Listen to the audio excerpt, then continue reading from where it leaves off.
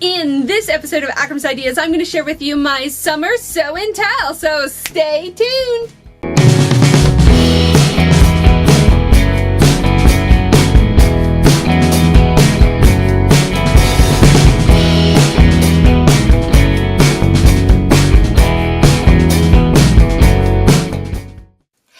Hello and welcome. I'm Akram Tagavi-Burris, and you're watching Akram's Ideas, bringing creative and crazy ideas to life. In this sew and tell video of Akram's Ideas, I'm going to share with you my makes for summer 2017.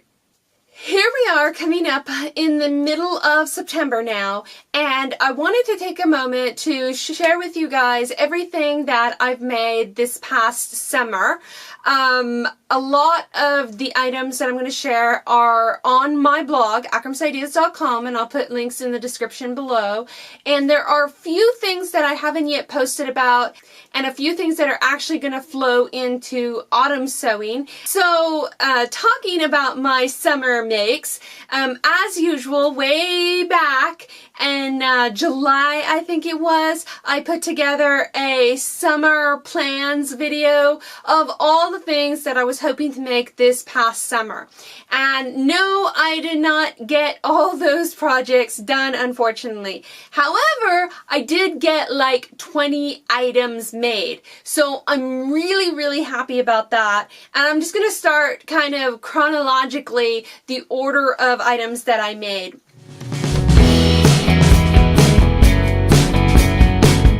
The first item that I'm going to talk about is the Lily blouse from Coco Waha Crafts. I'm wearing my wearable muslin on me right now, and I love this. This is adorable. This one gets the most wear, obviously. I made this blouse specifically for the 4th of July Proud Dress project that I helped co-host with some amazing seamstress. And I'll also put in the comments below the link to the Sew Along Roundup, because they were just amazing outfits that came out of that Sew Along challenge. But this is the test version that I made. I made it in this mint pink floral print with contrasting pink on it, and I really love this version. I also, obviously, for the 4th of July project, made one in the flag colors with stripes and stars and little anchors for nautical twist on it, and it just came out so beautifully. These tops are amazing to wear with jeans or a nice skirt. This particular version that I'm wearing here, I actually had enough fabric to make a matching headband, and I try to do that. If I have enough fabric left over, I always make like a matching accessory of some kind. So that was really nice. The Coco Waha Lily blouse is an amazing pattern. It's like super easy. It's got raglan sleeves. It's got this button placket here, and then of course the sailor inspired collar, which is exactly why I bought the pattern to begin with. I go far more detail on my 4th of July Proud Dress Project reveal video about the construction and everything out there. And you can also go to the blog for more information as well. But this is one of the first makes that I made this summer, and of course I made 2 versions of this. The next item that was on my sewing plans list was with another Monetta dress. I had come across some of this amazing floral knit jersey fabric in my stash, and I had a very limited amount of it. So I knew right away that I was going to make a Monetta dress, and I knew that it was going to be a sleeveless dress, and it was going to have one of the collar extension packs on it. I ended up going with the rolled collar on there, and it came out amazing. It came out exactly how I wanted that dress and that fabric to look. Unfortunately though, I only had enough fabric to cut a size large, and I really needed an extra large just so that I could breathe in the dress. Now I can get the dress on and I can wear it, but I wouldn't want to wear it for like an extended period. It's just a little too snug at this point. But I'm hoping that by next summer when I get to wear it again, I will fit into it with no problems. But the construction went smoothly, and like I said, I squeezed every last inch out of that fabric. I even ended up having to cut a back seam on the collar, but it worked out perfectly, and that was one of my favorite makes of the summer as far as going from what I envisioned to the final product. I just wish I could have gotten some more wear out of that dress, but like I said, I'm hoping that I'm going to be able to fit into it no problem next summer and wear it a lot.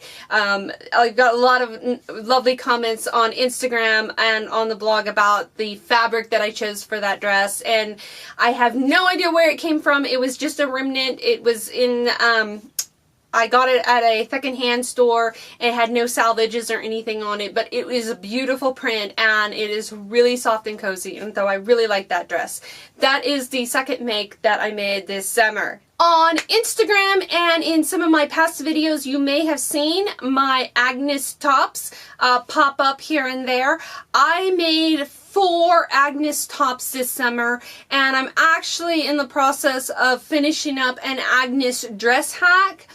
I started off with a version that I just did as a test version, and it turned out that I did not have enough fabric for the whole top, so I ended up just making it a sleeveless Agnes top, which is not a common thing. Only a handful of people have attempted a sleeveless Agnes, but I just used bias tape to finish out the armholes, and it worked out really well as a nice summer top.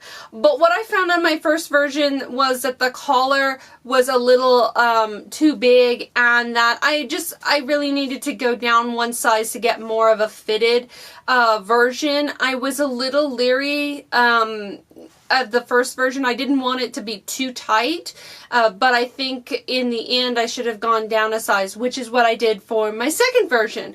And the second version, unfortunately, was the fabric that I really wanted to make the Agnes top out of, and again, I was short on fabric, so I ended up making it with the sleeveless version with the bias tape binding on the armholes again. So I got 2 basically tank top Agnes tops out of the 2 first versions that I made. The next 2 versions are my absolute favorite. I made one out of a really nice solid red jersey that I had. It's a very soft jersey. It was a real pain to sew with because for whatever reason the jersey kept rolling. I think it was just a very, very lightweight jersey, and for the most part before then I'd been working with some really stable knits, so it rolled like crazy. But overall I really loved how that one turned out. It fits perfectly. It's a solid, and I don't typically have a lot of solids of anything in my wardrobe. I often I'm a lover of prints. So this red top has actually become very, very versatile, and it works with a couple of print skirts that I have that I never could match up with anything. So I'm really happy with that one. And then I turned around and made a sort of royal blue one. It's a ribbed knit fabric, and that one is amazing. Everything turned out right on that. However, when I got to making the sleeves on the blue version, I had, for whatever reason, forgotten that it's a 3/8 inch seam allowance on the sleeves, and I did like a 5/8 or a 1/2 inch, something weird. Anyways, the sleeves are a tad bit shorter just because of where I attached them, but it still fits. I love it. I think I can't decide whether I love the red or the blue one more. I'm leaning towards the blue one only because I think the ribbing in the knit gives it a little bit more of like an effect of having a print on it. The last planned make of the summer that I talked about in my summer plans video is a quilt for my nephew Grant. And I have out there a tutorial on how I put together this quilt. This was my first official quilt project, and I think it came out really, really well. I love the contrasting colors and the play on textures because I used some fleece fabric along with the quilting cottons, and I just think it looks really, really nice all put together. My niece and nephew really love the quilt. It looks great in my nephew's room. He's got this whole space theme room, and that's where the space theme for the quilt came from. Will I make a quilt again? Yes, I know. Yes, I'd love to do some quilting again, but it is so time consuming. And that was a baby quilt. That was just crib size quilt. And it took like 4 hours of hand stitching the binding on. And if you know me, I don't like hand stitching. And just the time efforts that go into making a quilt. But I do have a ton of scrap fabric that I eventually would like to recycle and use in some sort of manner of quilting, whether it be little mini quilts or maybe like a quilted purse or something like that. But that was the last planned make that I had for the summer. So as far as unplanned makes, there are quite a few. The first one is vintage Buttrick 3286. Now this pattern came about because as you may recall from some of my past videos, I'd started a new job back in July and I needed some more separates to wear with my skirts and my slacks, just office appropriate type tops. And I'd come across in my stash Buttrick 3286, which is incredibly similar to Simplicity 1364. And I have a whole blog post about comparison of the two patterns. They're both vintage patterns from the 1960s. They have very similar details, and what I found is that I liked elements of both blouse tops. And what I'm going to end up eventually doing is just making my own version, sort of a conglomeration of both patterns. But I ended up making 4 versions of the Buttrick blouse top. It was a great stash buster because it took maybe a yard, maybe a little more than a yard to knock out that top, and I got pretty much a headband out of the fabric as well. So each top has its own matching accessory. So I'm really, really happy with those tops, and I wear them all the time. Another completely unplanned make was Buttrick 6464. And this pattern came out in the midsummer. And Joann Fabrics, our local fabric store, was having a Buttrick sale earlier this summer, and I managed to snag this pattern. The reason I got this pattern is because of the kimono jacket top. I had been kind of fawning over the Sew Over It kimono jacket that is out there on Instagram. It's just a lovely jacket, and I was debating whether or not I wanted to get that.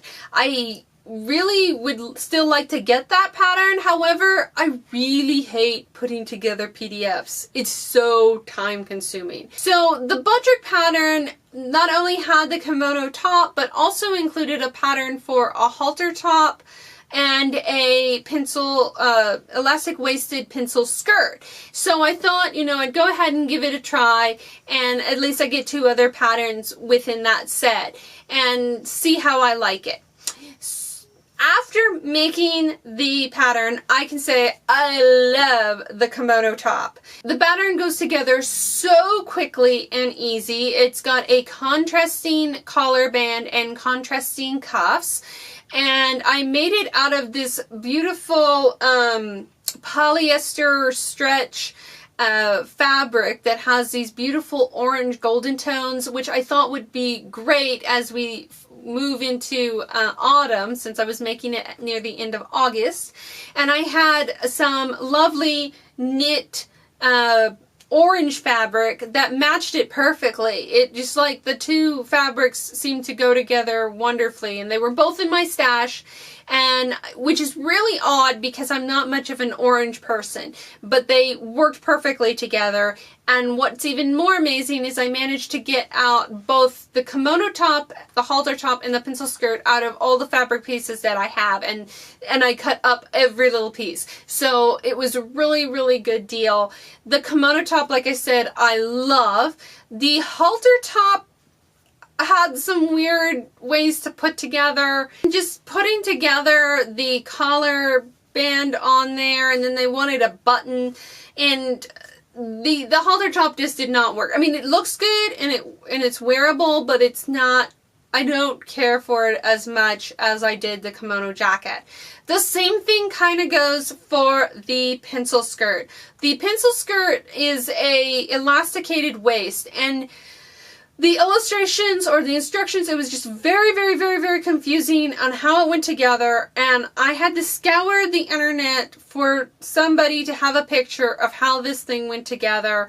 It was a new pattern, so I had to wait several weeks. It was on the sewing table to see if anybody had put it together, and finally, once I saw a picture, it was like, oh, that makes perfect sense now. So the elastic is kind of sandwiched in between the waistband, and so you never see it on the outside of the skirt. Overall, I'm starting to warm up to the skirt. I didn't really care for it when I first put it on, but I've worn it a couple of times since then, so I'm starting to feel it a little more, I guess you could say. But going back to the kimono jacket, I loved it so much I whipped out a second one, and I'm probably going to end up making quite a few more kimono jackets because I love them so much, and I just love the look of them, and it's such an easy make. The last item that I made for the end of summer, moving into September, was Simplicity 8019, which is a reproduction of a 1970s button-down A-line skirt. I'm actually wearing that skirt right now. So there it is. The version that I'm currently wearing is made out of this beautiful chambray that I had in my stash, and I had just enough for the skirt. The skirt itself is a 6-paneled skirt with a button-down front, and I believe I made version A, I think. I made the shorter length one because I'm short, and anything long is going to make me look really, really short. So that's the version that I made. It goes together really, really quick. Now, on all the two versions that I made, when I made them, I had already planned that I was going to do some hacks to the pattern by including side seam pockets and belt loops so that I could wear them with belts. And I am planning, I've already got 2 more of these skirts planned out, and I'm planning to make a hack video to let you know how I included those hack options of adding the belt loops and adding the pockets to that pattern.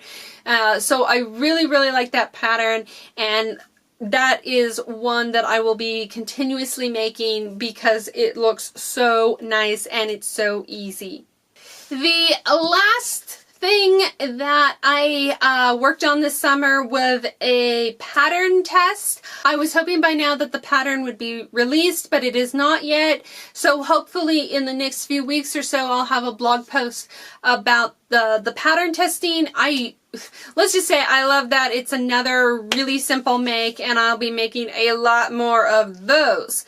So that is the final make that I pretty much wrapped up with the summer. Now, of course, I did not make everything that I said I was going to make in my summer plans video, but I actually, if you tally it all up with the many different versions of everything that I made, I've made 20 items this summer. So that's really, really good for me, especially since I don't have a lot of extra sewing time right now. I'm hoping these patterns were so quick and easy. I'm hoping with my fall sewing that that the patterns that I've got lined up for fall will also be quickie makes, and I'll be able to get a lot done in for fall sewing as well. And like I said, the fall sewing plans should be up next week, so keep a lookout for that. I'd love to hear in the comments below what you've made this past summer. I hope you've enjoyed this episode of Akram's Ideas, and if you did, be sure to give us a big thumbs up. Don't forget to follow Akram's Ideas on social media and subscribe to our channel. Thanks for watching!